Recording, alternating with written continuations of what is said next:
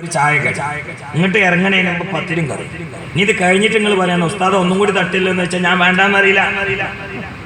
അവിടെയും പോയിട്ട് കയ്യുത്താണ് ഞാനേ നല്ല സൂപ്പർവൈസ് ഒക്കെ കണക്കന്നെ.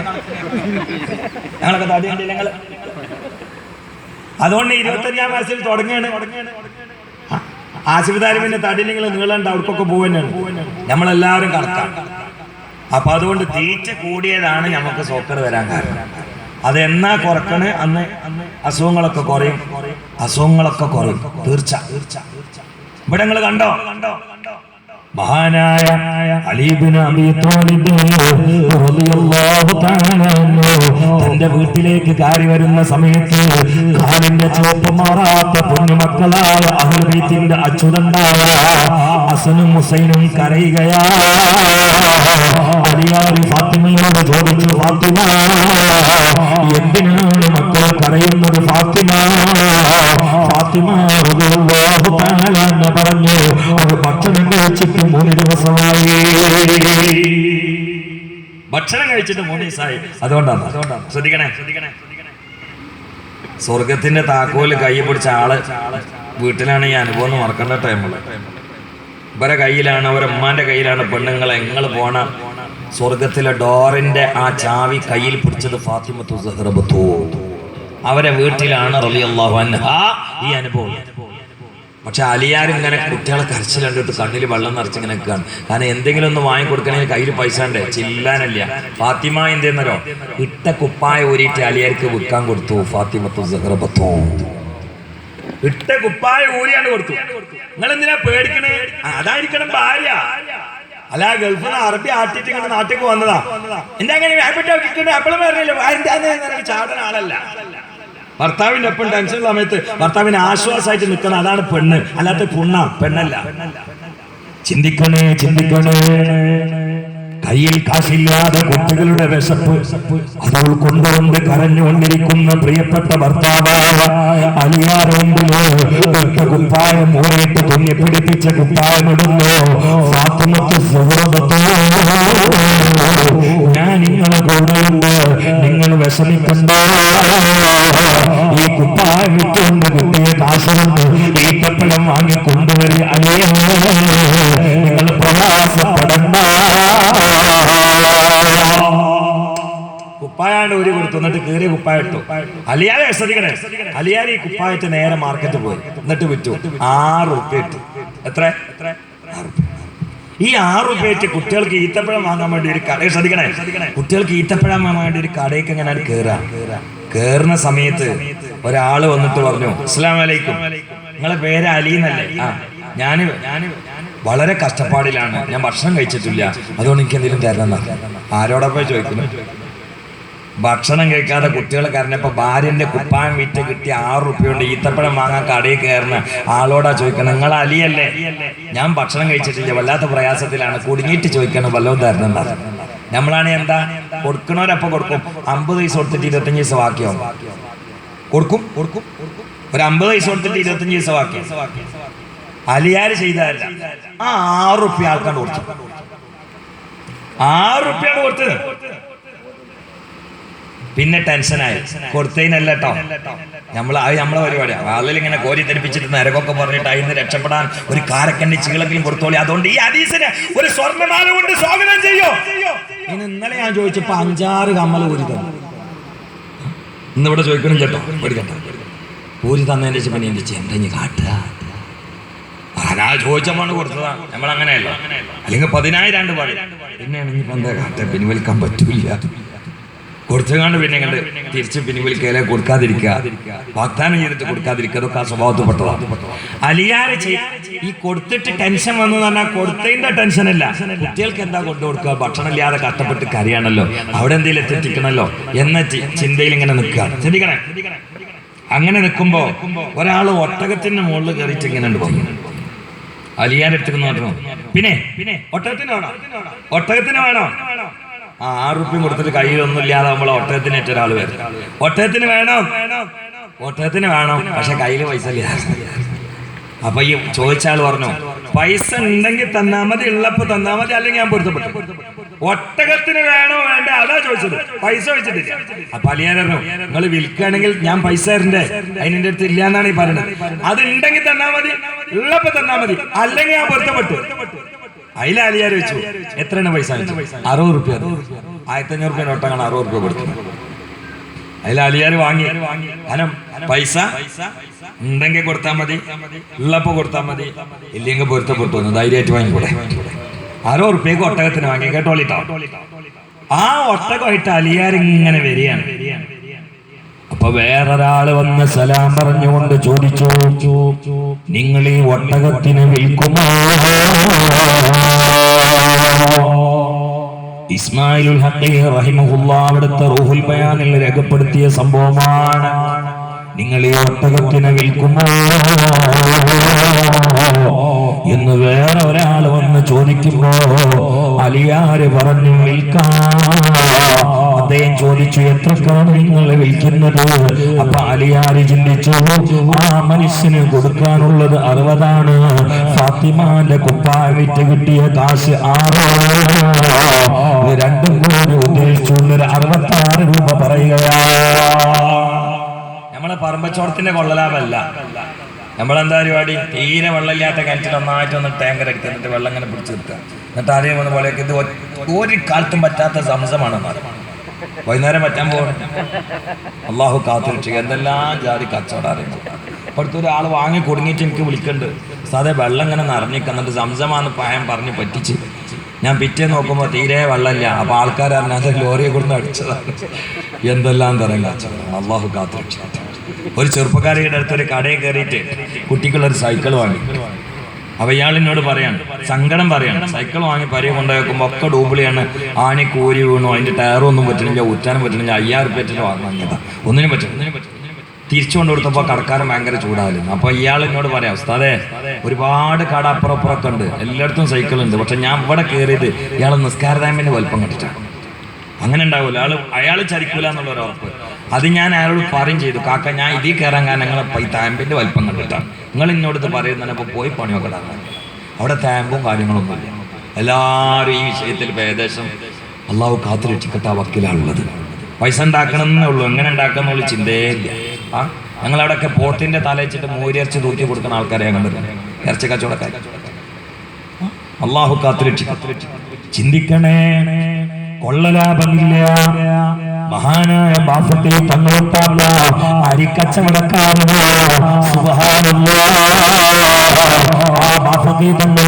അരിക്കച്ചവടം തുടങ്ങിയത് ഫുഖറാക്കൾക്ക് വേണ്ടിയാ, ലാഭമില്ലാതെ കൊടുക്കുക.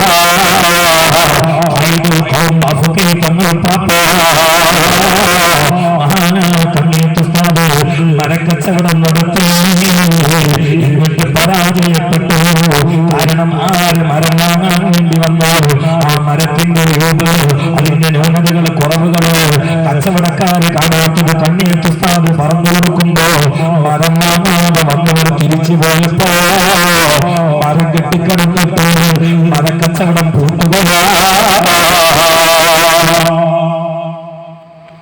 വലിയൊരു തേക്കുംതടി ഉണ്ടായിരുന്നു കണ്ണീത്തുസ്താദിന്റെ കടയിൽ, വലിയ തേക്കുംതടി. അത് നല്ല വിലക്ക് പോകും, പക്ഷെ അതിൻ്റെ ഉള്ളിൽ വലിയ ദ്വാരാണ്, അതിക്ക് പെരിച്ചായ്ക്ക് കയറി പോലുണ്ട്. ഇത് ആളുകൾ വന്നിട്ട് വലിയ വില പറയും. അപ്പൊ കണ്ണീത്തുസ്താദ് പറയും, അത് നിങ്ങൾ അതിന്റെ അടിയിൽ മറിച്ചിട്ട് വെക്കണം, അത് വലിയൊരു മടണ്ട്, മിന്നാന്ന് 3 പെരിച്ചായിൻ്റെ ഉള്ളിൽ ചാടണ ഞാൻ കണ്ടുകൂടാ. അതിൽ വന്ന് പറഞ്ഞവരൊക്കെ തിരിച്ചു അതവിടെ കെട്ടിക്കിടക്കുകയാണ്. ഒരിക്കൽ കണ്ണീത്തുസ്താദ് പള്ളിയിൽ പോയപ്പോ ഒരു പുതിയ പണിക്കാരൻ വന്നിട്ടുണ്ട്. ഓനെ ഈ മരത്തിന്റെ ഓട്ട മെഴുകിട്ട് അടച്ചു, എന്നിട്ട് പെയിന്റ് കൊടുത്ത്. ഞാനും അറിയില്ല. കച്ചവടക്കാരൻ വന്നിട്ട് നല്ല വിലക്ക് ഉറപ്പിച്ച് കൊടുത്തും ചെയ്തു. മലയാളിനെ സന്തോഷിപ്പിക്കാനാണ് ഇപ്പൊ ചെയ്തത് കണ്ണീത്തുസ്താദിനെ. അത്ര വലിയ സാമർത്ഥ്യമുള്ള ആളാണ്. ഞാൻ ഞങ്ങളെ കടയിലൊക്കെ എന്നെ 2-3 മാസം നിർത്തിയാല് കുടുംബം ഉഷാറാവുന്ന അറിയിക്കാൻ വേണ്ടി ചെയ്താണ് ഈ പരിപാടി. അങ്ങനെ മെഴുകിട്ട് അടിച്ചിട്ട് പെയിന്റ് അടിച്ചിട്ട് പോകാൻ നല്ല വിലക്ക് വെച്ചു. കണ്ണീത്തുസ്താദ് തിരിച്ചെന്നപ്പോ ചോദിച്ചു, അല്ല ആ തേക്കോട് അത് നല്ല വിലക്ക് ഉസ്താദേ. അല്ല അപ്പൊ നമ്മളാണ് ഇന്ന് ചോദിക്കാം, അത് എത്ര വിലക്കാന്നല്ലോ ചോദിക്കാം. ഉസ്താദ് ചോദിച്ചതല്ല, അതിൽ അവരാ ഓട്ട കണ്ടില്ലേ, ആ മാളം കണ്ടില്ലേ, പെരിച്ചായി പോണ ആ ഓട്ട അവര് കണ്ടിട്ടില്ലേ? അതിൽ പണിക്കാരൻ പറഞ്ഞു, ഓട്ടോയിൽ കാണൂലേ, ഞാൻ മെഴുകിട്ട് അടിച്ചിട്ട് പെയിന്റ് അടിച്ചിരിക്കുന്നത്. ഉടനെ കണ്ണീത്തുസ്താദ് അറിയോ, ഇനി മേലാൽ ഈ മില്ലിന്റെ പരിസരത്ത് തന്നെ കാണാൻ പാടില്ല. ജിന്റെ മക്കളെ നരകത്തിൽ എത്തിക്കാൻ വേണ്ടി വന്നാളാ, ഹറാമ തീറ്റിക്കാൻ വന്നാളാ. ഈ മില്ലിന്റെ പരിസരത്ത് കാണാൻ പാടില്ല. നമ്മളാണ് എന്താ പറയാ, അത് ബദരീങ്ങളുടെ വർക്കത്തോണ്ട് പോയതാണ്. നോക്കണം നിങ്ങൾ മനുഷ്യന്മാരെ, ഓരോ മനുഷ്യന്മാരുടെ സൂക്ഷ്മത ചിന്തിക്കണേ സഹോദരന്മാരെ. ഞാനിത് പറഞ്ഞത് അലിയാരുടെ ആ കച്ചവടത്തിലുള്ള സൂക്ഷ്മത ഓർമ്മപ്പെടുത്തിയിട്ടാണ്. ഫാത്തിമാന്റെ കുപ്പായം വിറ്റത് 6 രൂപക്കാണ്. ആ മനുഷ്യന് കൊടുക്കാനുള്ളത് എത്രയാണ്? 60 റുപ്യ. അതിന് 66 റുപ്യ. നിങ്ങൾ ആ ചരിത്രത്തിന്റെ തുടക്കം മുതൽ തന്നെ ഇല്ലേ? അതാ കണ്ണീർസ്ഥാനം മരക്കച്ചവടത്ത് കുടുങ്ങിയ അതിന്റെ ആദ്യം മുതൽ ഇല്ലേ? എന്നാലിപ്പോ ഇത് പറഞ്ഞ എമ്മ കൊള്ളുള്ളൂ ഇല്ലേ? ഞാൻ തുടക്കത്തിൽ വരണോ? റിവേഴ്സ് വേണോ? അപ്പോ 66 രൂപക്ക് ഇയാൾക്ക് വിറ്റു. മറ്റാളുടെ വാങ്ങിയത് എത്രക്കാ? 60. ഇയാൾക്ക് വിറ്റത് 66. അങ്ങനെ ഫാത്തിമ റളിയല്ലാഹു തആല അൻഹ കുപ്പായം വിറ്റ് കിട്ടിയതും ഇയാൾക്ക് കൊടുക്കാനുള്ളതും കൂട്ടി ആ 6 അവസാനം കയ്യിൽ വന്നാൽ മതി എന്ന് തീരുമാനിച്ചു. 66 റുപ്യക്ക് വിറ്റു. അയാൾ 66 റുപ്യ എണ്ണിയാണ് കൊടുത്തു. എണ്ണി കൊടുത്തപ്പോ പിന്നെ അലിയാർ ഉടനെ ചിന്തിക്കണത്, നമ്മളാണെങ്കിൽ വേഗം ഈത്തപ്പഴം സാധനങ്ങൾ വേണ്ടി പരി പോയി. അലിയാർ ചിന്തിച്ചാലല്ല, കടക്കാരനെ കടം വിട്ടണം. അതിനാദ്യം മൂപ്പരെ തെരഞ്ഞെടുക്കുക. ഇതിലൊക്കെ ഒരുപാട് പാഠം കേട്ടോ. ഞാൻ ഒരു ചരിത്രം പറയുമ്പോ അനുബന്ധം വിശദീകരിക്കുന്നത് പാഠം ഉൾക്കൊള്ളാൻ വേണ്ടി. അവിടെ നമുക്ക് പാടുണ്ട്. ഇന്നത്തെ അവസ്ഥ എന്താ? കടം വാങ്ങാൻ എത്ര ആൾക്കാരാ ചോദിക്കണേട്ടാ, നമുക്ക് കൊടുക്കാൻ തോന്നും. എന്നപ്പോ തരാ, എന്നാ തരുമോ? അടുത്ത ബുധനാഴ്ച ഞാൻ എന്നുള്ളൊരു മനുഷ്യനുണ്ടെങ്കിൽ അത് കേട്ടാ മനസ്സിലായിക്കോളി തരാനുള്ളതല്ല. ആ ഡയലോഗ് കേട്ടാ മനസ്സിലാക്കുക, അത് തരാനുള്ള വാങ്ങലല്ല. അങ്ങനെ പറയാം. അടുത്ത ബുധനാഴ്ച ഞാൻ എന്നൊരു മനുഷ്യനുണ്ടെങ്കിൽ അസ്തമിക്കണതിന്റെ മുമ്പ് എന്താ പ്രാസത്തെ വാക്കുന്നത്? അത് കേട്ടങ്ങൾ ഉറപ്പിച്ചോളി. പൊരുത്തപ്പെടാൻ വേണ്ടി മാത്രമാണെങ്കിൽ കൊടുത്താൽ മതി, കൊടുക്കണ്ട. മറ്റന്നാൾ മാരുവിന്റെ ഉമ്മ ഞാൻ തരാന്ന് പറഞ്ഞ വാക്ക് എത്ര ചുരുങ്ങി കിട്ടി. പിന്നെന്താ, മറ്റവന്റെ പോക്കറ്റിന് ചാടാനുള്ള ഒരു ഡയലോഗാണ് ഇതൊക്കെ. അങ്ങനെ ചോദിക്കും, വാങ്ങും. പിന്നെ അസ്തമിച്ചിട്ടുണ്ടാവും, പക്ഷെ മൂപ്പര് ഒതുക്കുണ്ടാവില്ല. കണ്ടോർന്നൊക്കെ മാറും. അതാണ് എത്ര സ്ഥലത്ത് ചതിപ്പെട്ട് കിടക്കണമെന്നറിയും. ഏത് വാതിനായാലും ഇപ്പൊ ദ്വാരക്ക് ഒരുപാട് കടം കിട്ടാള് തരുന്നില്ല. ഉസ്താദെ കിട്ടാൻ ദ്വാരക്കണം, ഇന്നലെ കിട്ടി, മിഞ്ഞാന്ന് കിട്ടി. ഇവിടുന്ന് പിന്നെ നമ്മളങ്ങനെ പൈസ വാങ്ങിയിട്ട് ദ്വാരക്കണില്ല, അതുകൊണ്ട് നിങ്ങൾ തരുന്നില്ല. പക്ഷെ ഞാൻ അങ്ങനെ പറയുമ്പോൾ നിങ്ങൾ ചിരിക്കുന്നത് ചിലപ്പം കുറെ കിട്ടാനുള്ള ആൾക്കാരാണ് ഈ കാരണം. അല്ല, പൊതുവെ അങ്ങനെ സ്വഭാവമാണ്. ഈ കോഴിക്കോട് ഭാഗത്ത് എനിക്ക് ഇപ്പോഴും ഓർമ്മയുണ്ട്. ഞാൻ വാലിന് വരുന്ന സമയത്ത് ഇന്നെ തെരഞ്ഞിട്ട് ഒരാൾ അങ്ങോട്ട് വന്നത്. വാണിനൂർ എന്നിട്ട് എന്നെ തപ്പിയാലും എന്നെ കാണൂല. ഞാൻ പൊന്നാനി ഭാഗത്താണ്. അവിടെ കുളത്തിൽ കുറെ മുമ്പ് ഞാൻ കുളിച്ചിരുന്നു മാത്രം, അത്രേ ഉള്ളൂ. ഞാൻ പറഞ്ഞു പോണ അവിടെ. അപ്പൊ അയാൾ അവിടെ വന്നിട്ട് എൻ്റെ ജ്യേഷ്ഠൻ്റെ പേരെ കയറിയിട്ട് അവിടുന്ന് ജ്യേഷ്ഠൻ്റെ മോൻ്റെ മൊബൈലിൽ വിളിച്ചിട്ട് എനിക്ക് വിളിച്ച് കാര്യമാണ്. നിങ്ങളൊന്ന് കാണാൻ. ഞാൻ പറഞ്ഞു, ഇന്നിപ്പോൾ കാണൂലല്ലോ, നിങ്ങൾ വേറെ സ്ഥലത്ത്, ഞാൻ വേറെ സ്ഥലത്ത്. ഉച്ചന് ശേഷം 1 മണിക്കൂർ ഉറങ്ങിയിട്ട് ഞാൻ വാലിന് പോകാൻ നിൽക്കാം. അപ്പോൾ ഇയാളിനോട് പറഞ്ഞു, എൻ്റെ നാട്ടിൽ തന്നെയാണെന്ന് വാല് എന്ന് പറഞ്ഞു. പിന്നെ അവിടുന്ന് കണ്ടാൽ പോരായിരുന്നു, എന്തെങ്കിലും എങ്ങോട്ട് പോകുന്നു വെച്ച്. അപ്പൊ ഇയാൾ കാര്യമാണ്. അതിൽ ഞാൻ പറഞ്ഞു, എന്തെങ്കിലും വിഷയം പറയുന്നതാണ്. അപ്പൊ ഇയാൾ പറഞ്ഞ എന്താ അറിയോ? ഉസ്താദേ, ഞാൻ 10-30 കൊല്ലം സൗദിയിൽ പണിയെടുത്ത ആളാണ്. പിന്നീട് ഞാൻ എൻ്റെ 2-3 പെൺകുട്ടികളെ കെട്ടിച്ചു. പിന്നെ ഒരു 30 ലക്ഷം ഉറുപ്പിട്ട് നാട്ടിൽ വന്നു. നാട്ടിൽ വന്നപ്പോൾ ഞാൻ എൻ്റെ ചെറുപ്പത്തിലെ സ്കൂൾ മദ്രസേൻ്റെ കൂടെ പഠിച്ച ആള് പറമ്പച്ചോടക്കാരനാണ്. ഞാനൊരു 30 ലക്ഷമായിട്ട് വന്നു. ഇനി മരിച്ചിട്ട് എൻ്റെ നാട്ടിൽ മറയത് കിടന്നാൽ മതി, എൻ്റെ നാട്ടിൽ എൻ്റെ കബറായ മതി എന്നുള്ള രീതിയിലാണ് തിരിച്ച് നാട്ടിൽ വന്നത്. ഞാൻ 30 ലക്ഷമായിട്ട് വന്നത് ഞാൻ ഇയാളോട് പറഞ്ഞു. കാരണം സ്കൂൾ മദ്രസയിലും ചെറുപ്പത്തിലെ പഠിച്ച് വളർന്നു കണ്ട് വന്നത്. പള്ളിയിൽ ആ മഹലിൽ വാങ്ങൊടുത്ത ആദ്യം ഓടിയെത്തിയിട്ട് 1-ാം സഫിൽ ഇമാമിന്റെ വലതു ഭാഗത്ത് ഈത്തിക്കാവ് നെയ്യത്തിൽ എന്നിട്ട് കയ്യിലുള്ള തസ്ബീഹിന്റെ മാല മറിക്കുന്ന ആളാണ് ഇയാൾ, ഈ പറമ്പച്ചോടക്കാരൻ. ആ ധൈര്യത്തിൽ ഈ ആൾ എന്ത് ചെയ്തു? 30 ലക്ഷം ആളെ കയ്യിലുള്ളത് ഇവനോട് പറഞ്ഞു. ഓൻ പറഞ്ഞു, അത് വെറുതെ കയ്യിൽ വെച്ചിട്ട് കാര്യമില്ലല്ലോ, നമ്മളെ ചെറുപ്പത്തിലേ വന്നാ. അതുകൊണ്ട് ഞാൻ പറമ്പച്ചോട നടത്താൻ എനിക്കറിയില്ല, ഇതിക്ക് ഇറക്കിയ ലാഭം എടുക്കാറ്. പെണ്ണുങ്ങളും അയാൾ പറയാം, പെണ്ണുങ്ങളോട് പോലും മുഷാവറ ചെയ്യാതെ 30 ലക്ഷം എണ്ണയാണ്ട് കൊടുത്താറ്. മാസം 5-6 കഴിഞ്ഞു. പക്ഷെ ഇയാളെ കച്ചവടമൊക്കെ ഒരുപാട് നടക്കേണ്ട ഒരു വിവരം കണ്ടിട്ടില്ല. 8-9 മാസം കഴിഞ്ഞപ്പോൾ മൂപ്പര് ഈ 30 ലക്ഷം കൊടുത്ത ആൾ അങ്ങോട്ട് ചോദിച്ചു, അല്ല ഞാനിപ്പോ ഒരു 30 ലക്ഷം എനിക്ക് തന്നീന്നല്ല, എന്റെ വിവരമൊന്നും പറഞ്ഞില്ല. എന്നാ നീ ആരെയാ? നീ എന്താ തെളിവ്? രേഖണ്ടോ? 4-5 ചാട്ടം തന്നെ കിട്ടുന്ന വയ്യോ. എന്ത് തെളിവാൻ്റെ അടുത്തുള്ള? അങ്ങനെ ഒരു പൈസ ഈ തന്നിട്ടില്ല. നിസ്കാരതാമം കുലുക്കിയിട്ടാണ് ഈ പറഞ്ഞത്. അതിൽ ഇയാൾക്ക് ടെൻഷൻ ഉണ്ട്.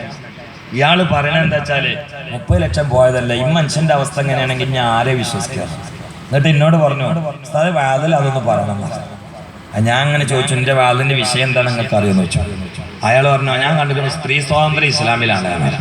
അപ്പൊ ഞാൻ എങ്ങനെ ഒപ്പിച്ചാലും ഇതുകൊണ്ട് ബന്ധം കിട്ടില്ല. സ്ത്രീ സ്വാതന്ത്ര്യം ഇസ്ലാമിലും ഇയാൾ കൊടുക്കാതിരിക്കലും. അപ്പൊ കടം കൊടുക്കാതിരിക്കലും സ്ത്രീ സ്വാതന്ത്ര്യം.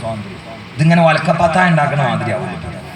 അല്ല, ഞാൻ ഈ സ്ത്രീ സ്വാതന്ത്ര്യത്തിന്റെ അവിടെ ഇതിമക്കൂടി കുറെ ആയത്തോദീസങ്ങൾ നോക്കുമ്പോൾ ജാമായി കിട്ടുന്നില്ല, രണ്ടും കൂടി ലെവലായി കിട്ടുന്നില്ല.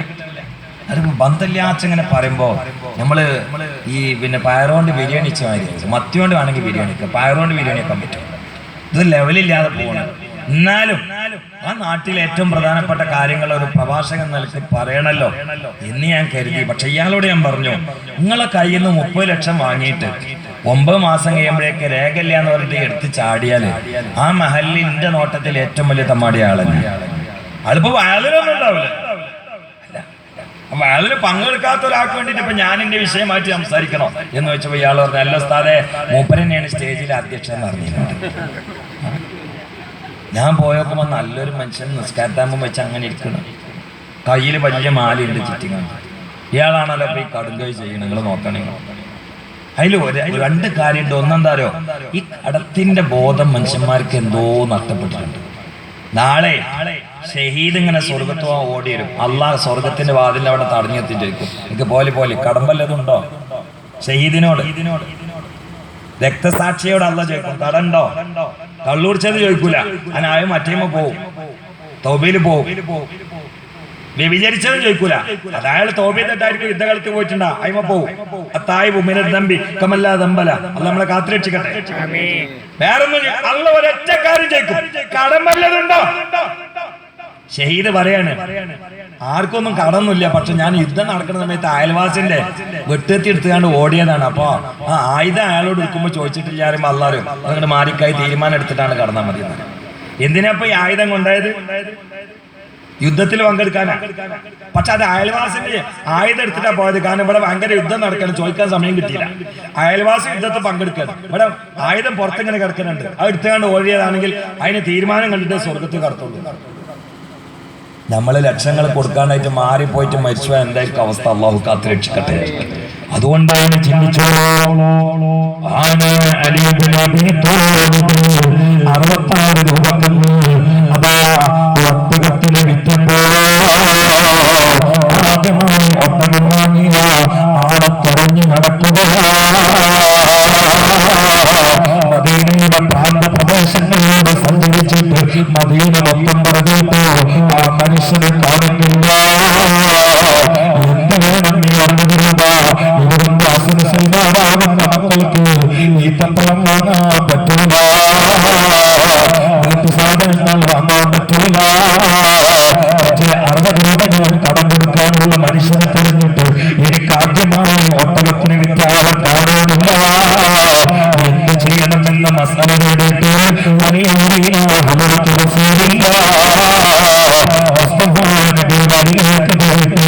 നടന്ന സംഭവങ്ങളൊക്കെ പറയുക. ഞാൻ വീട്ടിലേക്ക് കാര്യം ചെന്നപ്പോ ഹസനും ഹുസൈനും കറിയുമ്പോ ഭക്ഷണമില്ലാത്ത വീട്ടാണെന്ന് ഫാത്തിമ പറഞ്ഞപ്പോ ഭക്ഷണം വാങ്ങാനുള്ള കാശില്ലാതെ വന്നപ്പോ ഫാത്തിമ കുപ്പായം വന്നപ്പോ ഫാത്തിമയുടെ കുപ്പായം വിറ്റിയപ്പോ 6 രൂപയ്ക്ക് ഈത്തപ്പഴം വാങ്ങാൻ കടവിലിരിക്കുമ്പോ യാചകൻ വന്നുകൊണ്ട് ഭക്ഷണം ലഭിച്ചിട്ടില്ല, അതിന് വല്ലതും തരുമോ എന്ന് ചോദിച്ചപ്പോ കാരുണ്യത്തിന്റെ കടുപ്പം കൊണ്ട് 6 രൂപ അപ്പം അദ്ദേഹത്തിന് കൊടുത്തപ്പോ മറ്റൊരാളെ വന്നുകൊണ്ട് ഒട്ടകം വേണോ എന്നോട് ചോദിച്ചപ്പോ വേണം, പക്ഷേ വാങ്ങാൻ കാശില്ല എന്ന പരാതി പറഞ്ഞപ്പോ കാശ് വേണ്ട, ഒന്നെങ്കിൽ തന്നാൽ മതി എന്നതനുസരിച്ചുകൊണ്ട് 60 രൂപക്ക് ഞാൻ ഒട്ടകം വാങ്ങി തിരിച്ചു വരുമ്പോ മറ്റൊരാളെന്നോട് ചോദിച്ചു ഒട്ടകത്തിന് വിൽക്കുമോ?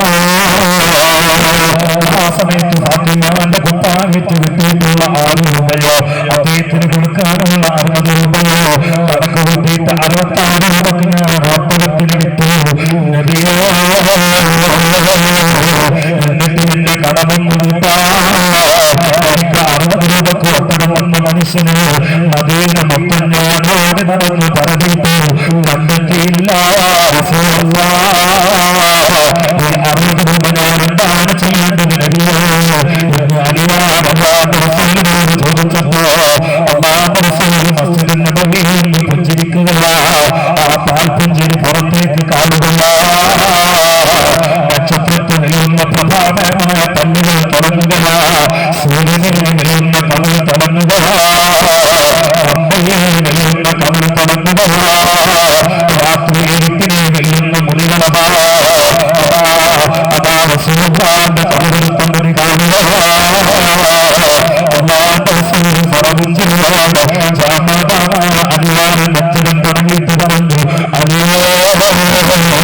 വിശപ്പിൽ ബാധിക്കുന്നുണ്ട് മക്കൾ പറഞ്ഞപ്പോ കുപ്പായം ആരോഗ്യപ്പോ കടലിൽ കയറിയപ്പോ ഭക്ഷണം കഴിച്ചിട്ടില്ല എന്ന് പറഞ്ഞുകൊണ്ട് എന്നെ സമീപിച്ചവനിന് അദ്ദേഹം മനുഷ്യനല്ല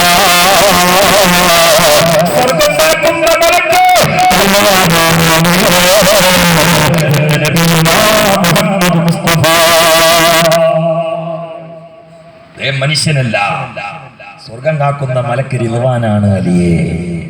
അള്ളാഹു നിന്നെ പരീക്ഷിക്കാൻ വേണ്ടി പറഞ്ഞേച്ച അദ്ദേഹത്തിന് നീ 6 രൂപ അങ്ങോട്ട് കൊടുത്തപ്പോൾ മറ്റൊരാള് ഒട്ടകപ്പുറത്ത് വന്നിട്ട് ഒട്ടകം വേണോ എന്ന് എന്നോട് ചോദിച്ചില്ലേ? അത് ഒട്ടക വിൽപ്പനക്കാരനല്ല, ഒട്ടക മാർക്കറ്റ് നടത്തുന്ന ആളുമല്ല, അത് മുഖറബുൽ അംലാക്ക് മലക്ക് ജിബ്രീലാ. അലിയേ അല്ലാഹു നിന്നെ പരീക്ഷിക്കാൻ പറഞ്ഞേച്ചതാണ്. അദ്ദേഹത്തിന്റെ കയ്യിൽ 60 രൂപക്ക് നീ ഒട്ടകം വാങ്ങിയിട്ട് ഉള്ളപ്പോൾ കൊടുക്കാമെന്ന അവസ്ഥയിൽ പിരിയുമ്പോ ഒട്ടകത്തിന് വിളിക്കുന്നു എന്ന് പറഞ്ഞ് സമീപിച്ചവന് 66 രൂപക്ക് നീ ഒട്ടകത്തിന് വിറ്റില്ല. അതും മനുഷ്യനല്ല, ഒട്ടകത്തിന്റെ അറവശാല നടത്തുന്നവനല്ല, മാംസ വിതരണക്കാരനല്ല, മാർക്കറ്റ് നടത്തുന്നവനല്ല. അത് മലക്ക് മീക്കായിലാണ്.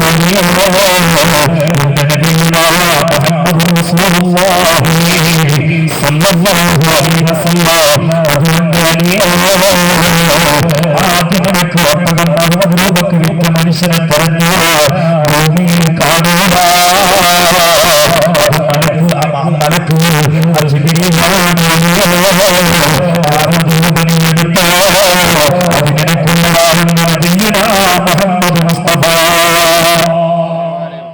അതാളെ തന്നെ കാണൂല, എനിക്കുള്ളതാണ് അലിയെ എന്ന് മുഹമ്മദുർ റസൂലുള്ളാഹി. കണ്ടോ നിങ്ങൾ? എന്തേ കാരണം? അവിടെ മനുഷ്യന്മാരെ പ്രയാസം നീക്കാനാണ് അലി അറിയിച്ചത്. അപ്പൊ മലക്കുകൾ